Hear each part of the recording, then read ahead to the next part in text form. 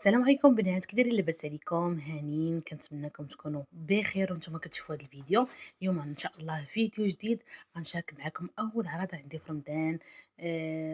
نشاركوا معكم خطوه بخطوه شنو درت. الطريقه ديال الدجاج باش طيبته يعني غير في الفرن. المهم غادي ندوزو لاول حاجه، نوجدوا المقادير ديال الدجاج. غندير هنا سكينجبير، خرقوم، شويه الملحه، هكا نديرو معلقه صغيره معلقه صغيره، وراس معلقه صغيره ديال البزار. وعندي هنا ضامه ديال الزعفتها في كاس، نص كاس ديال الماء، الربيع، الزيت، شويه ديال السمن. المهم نتمنى ما نسيت حتى شي حاجه. ممكن ديروا مقادير كامله الا الكمون ما غاديش ديريه اختي بطبيعه الحال. صافي غنخلطوا العناصر بهذا الشكل هذا، والا كان عندك الزعفران الحر يكون احسن، ديريه في الماء كذلك وتخلطيه مع هاد العناصر هادي. صافي هنا كما شفتوا وجدت الحشوه. كتجي درت فيها كما قلت لكم ضامن ديال الزعفران، ضروري كتعطي البنه. وحيت هنا معلقه على حسب الحشوه ديال الفيرميسيل باش غادي نعمر بها داك الدجاج ديالي. كما شفتوا هنايا من بعد ما خديت واحد جوج باكيات صغار ديال الفيرميسيل، درت فيها ديك الحشوه وضفت ليها هكا زيتون مقطع. كنت بغيت نزيد شامبينيون صراحه ما كانش عندي، ودركني شويه ديال الوقت في التعمار ديال الدجاج، داكشي علاش ما لقيتش اللي غادي يجيبوا ليا. قلت صافي نقدي باش ما عطلاه. هنا صافي زدت شويه ديال الزيت باش ما تكونش ناشفه ليا الفيرميسيل، وعمرت بها الدجاج. من بعد ما رينيته مزيان مزيان البنات، حاولت ندخل داك العطريه مزيان في الدجاج، وتقبت حتى من جهة الصدر باش ندخل العطريه لداخل، باش كيتمارينا مزيان ليا الدجاج كما قلت لكم. المهم صافي عمرت الدجاج بهاد الحشوه هادي وجمعته هنايا، وغادي ندوز ان شاء الله باش نوجد التغميره اللي غنطيبها بوحدها. هنا درت واحد تقريبا 4 البصلات، درت معلقه ديال السكينجبير، معلقه صغيره ديال الخرقوم، معلقه صغيره راس معلقه صغيره ديال البزار. درت تاني الربيع، وخديت ديك الكبده والكنزه سلقتهم في الماء مع ورقه سيدنا موسى، عاد ضفتهم باش هكا كتبقى مجموعه ليا الكبده ما كتشتتش. صافي درت هنا واحد كاس لاروب ديال الزيت، وغادي نخليها طيب على مهل، وزدامه ديال الزعفران كما كتشوفوا ضروري يا بنات باش كتعطي ديك اللذه وديك البنه اللي كتجي غزاله وكتجي معسله، وحتى اللون تاخد لون زوين. المهم خليتها كطيب على خاطرها كما كتشوفوا. ودزت هنا صايبت لاصوص ديال البيتزا اللي درت فيه غير التحميره، الخرقوم، سكينجبير، البزار، وشويه المليحه، ولا كان عندك الزعتر ديري شويه، وشويه ديال زيت العود.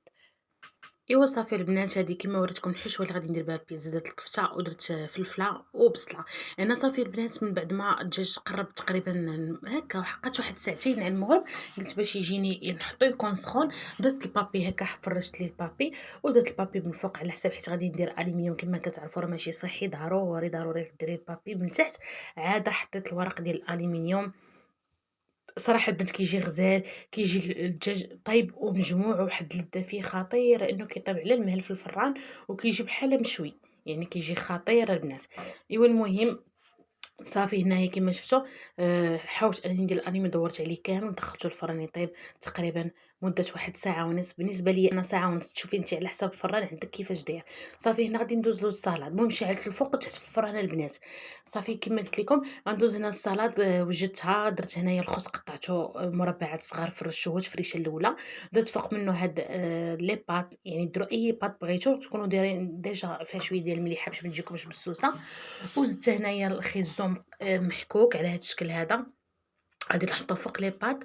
صافي وغنحط خيار بهاد الطريقه. هاد السلطه راه ديجا انا شاركتها معاكم، وهنا درتها قلت نحطها في المائده ديال الافطار باش تجي هكا مرافقه لداك الدجاج. كما قلت لكم راه كتقدري ترافقيه بزاف د الحوايج، طواجن، اي حاجه درتيها. وهنا شديت الطون من بعد ما حطيتهم الفوق من حتى هو كشكل طبقه على هاد الشكل هذا.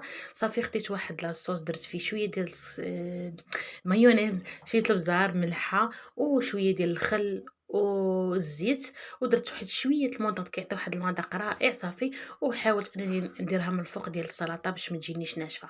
غادي ندوز للتعميره ديال البطبوط الصغير، اللي انا كما قلت لكم راه ديجا عجنت البارح بالليل. عجنت البطبوط البارح بالليل، وعجنت البيتزا بالليل. درت البطبوط الكبير باش ما ينتغلبش مع الوقت، كما كتعرفوا دغيا الوقت كدوز.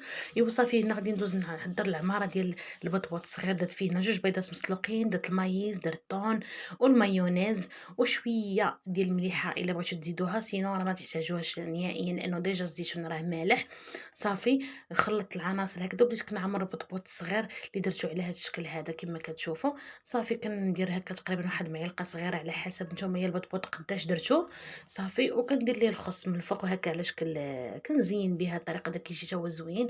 المذاق ديالو رائع ومختلف، وهكا كنزوقوا به الطابله ديال رمضان. كما كتعرفوا حنا اختي في رمضان كنبغيو الطابله متنوعه، واخا يكون غير شويه شويه من الحاجه، المهم كتكون متنوعة كل واحد وأشنو كياكل وكل واحد أشنو كيتشهى، واللي تشهى شي حاجة راه كياخدها.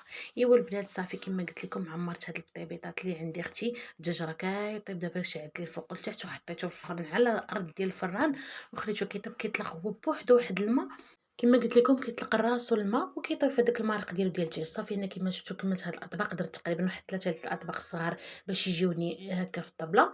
ايوا صافي ساليت عمرت هذا. غادي ندوز دابا البيتزا. كما شفتوا لاباط بيتزا حطيتها البارح اختي، ان شاء الله غادي ندير لكم فيديو مخصص فيه لاباط ديال البيتزا كيفاش كنخدمها هي وديال البطبوط. المهم هنايا ما باش نجي ندير الفيديو يكون طويل داكشي علاش انا حاولت نختصر بما امكن. صافي هنا لاصوص راه كما شفتوا درت المطيشه، مطيشه الحك، شويه البصله، شويه التحميره، قرقوم، شويه ديال البزار وشويه ديال زيت العود. صافي وكما شفتوا هنايا البصله والفلفله كما قلت لكم شحرتها مزيان حتى هبطات وغادي نزين بها البيتزا ديالي. هنا صافي غادي نحاول نكمل هذا العمارة ديال البيتزا كاملة. وشديت الكفتة ديجا شوحتها مزيان، درت فيها واحد شوية ديال المطاط كتعطي واحد البنة رائعة في الكفتة. حاولوا تجربوا شوية ديال الكمون وعطرية مليحة بزار. صافي ايوا صافي بديت كنعمر هكا البيتزا على هاد الشكل هذا. صافي ضفت لها شوية ديال الفرماج، درت ليها الزيتون كحل، والله يجعل شي بركة. المهم ديجا أنا الحيرة الصباح طيبتها هي والبغرير، حاولت نحيدهم الصباح عليا بكري.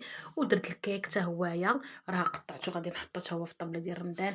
ايوا المهم بحال كتكون عندكم اختي عراضة حاولي تبداي بكري، ولا حاولي مثلا الكيكة ماشي مشكل الا درتيها في الليل راه تقدر تبقى مزيانة. ديريها بالليل حاولي زعما تنقصي عليك شوية الشغل.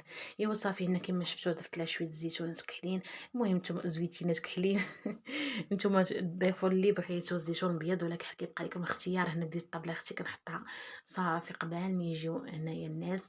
ايوا صافي حطيت البغرير، حطيت المسمن، الكيكه، التمر، الشباكيه كما كتعرفوا الطابله خاصها تكون متناوعه. ايوا انا ملي دازت الساعه ونصف اختي راه طاب ليا الدجاج. بالنسبه لك انت على حساب الفران ديالك شوفي الوقت شحال اللي غادي يقدر يطيب لك، غتبقاي غير تشكي من الجنب وتشوفي الا خرج منه الماء راه مازال خاصو طياب، والا ما خرجش منه الماء راه كيكون طاب الصدر. كتحاولي ديري بالموس هكا وكتشوفي عينك اختي ميزانك. صافي هنا من بعد ما خرجتو دهنتو بالزبده ودخلته كيتحمر باش ياخد لي داك اللوين. ايوا صافي البنات هذا ما كان. هانتوما اختي كما شفتوا غير زبده بوحدها ما درت معاه حتى شي حاجه، راه تحمر لانه ديجا معطى مزيان وفيه العطريه.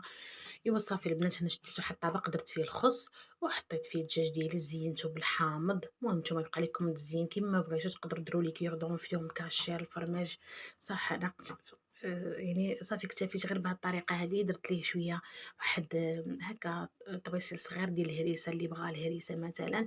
ايوا صافي درت ليه بابي الومنيوم، بقات تقريبا واحد 5 دقائق غادي يأدي المدة باش يبقى سخون. درت عليه الالومنيوم. ايوا صافي هنا البيتزا حتى هي طابت، حتى هي كنحطها دابا في الطبيصلات. يعني بقى داك التجهيز الاخير التحضير الاخير ديال صافي فاش غادي نحط الطابله. جيت نيشان مع المغربه اختي، نيشان صراحه ربحت الوقت. ايوا هانتوما البنات البيتزا من بعد ما طابت هنا لاصوص ملي تحسلت مزيان وطابت على بوطه مهيله ضفت ليها الزيتون الاحمر كما كتشوفوا حتى لاخر لحظه وخليتها يا اختي كتختاخ مع راسها. جات خطيره وغزاله. ايوا نتمنى الفيديو ينال اعجابكم البنات، ما تنساوش ديروا لايك واشتراك وبارطاجيو. وبصحتكم وراحتكم الى فيديو اخر ان شاء الله.